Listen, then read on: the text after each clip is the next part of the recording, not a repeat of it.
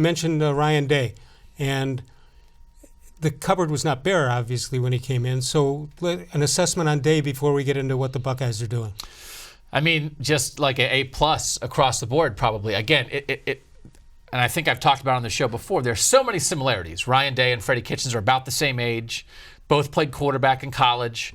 I've said Ryan Day is the New Hampshire version of Freddie Kitchens, and Freddie Kitchens is the Alabama version of Ryan Day. But Ryan Day was stepping into one of the 5 best college football programs in America that was built and had a structure established by one of the 10 best college football coaches of all time.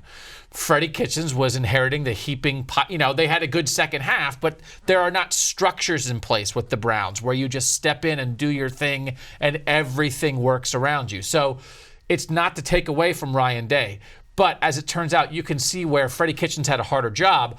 But Ryan Day doing the job he has, recruiting, game planning, managing everything as the play caller and the head coach, which we've seen Freddie struggle with at times. Ryan Day has done a great job with that. He's been great. Does he seem like he enjoys the recruiting end of it? I know with the success he's had, you'd almost have to, but does he seem like, I mean, to me, that's the toughest job maybe in all of coaching.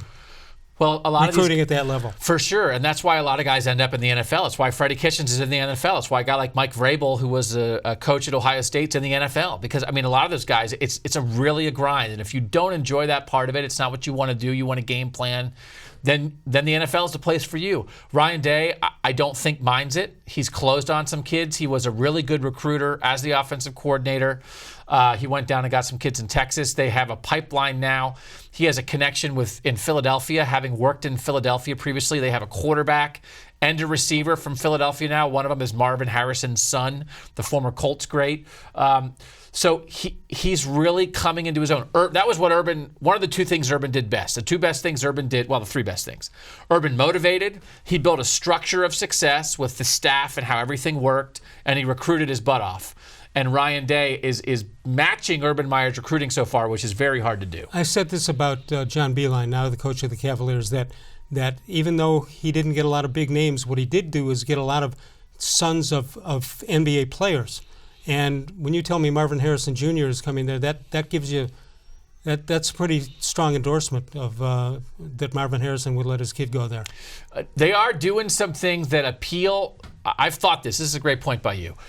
They have Troy Vincent's son, the guy who played for the Eagles with the NFLPA. His son is on Ohio State's roster. People who are very educated about college football and all the good and bad of college football and what you want your son to get out of it, those people are picking Ohio State. And so sometimes a lot of parents, I wouldn't know, a lot of parents don't know what this process is. By the time you figure out recruiting, it's over. And your kid's at his school and you don't know if you did it right or not. But a lot of the people who really know football are choosing Ohio State, I think, because Ohio State's doing stuff right. All right.